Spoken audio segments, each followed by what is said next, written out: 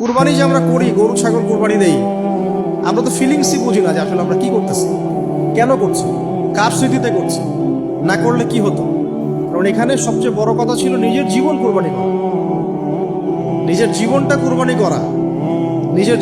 নিজের জীবন না আছে, আল্লাহ আমার কাছে একটা খাসি চেয়েছেন, একটা গরু চেয়েছেন, একটা বাহিমাতুল আনআম চেয়েছেন। এখানে তো আমার নিজের জীবনটাই দেওয়ার কথা ছিল।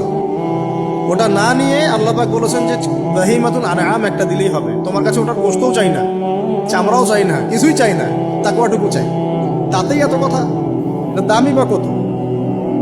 10-15 হাজার, একটা গরু 50,000, 60,000, 1 লাখ টাকা। 1 লাখ টাকাকে আপনি সন্তানের মূল্য দিয়ে হিসাব করতে পারবেন?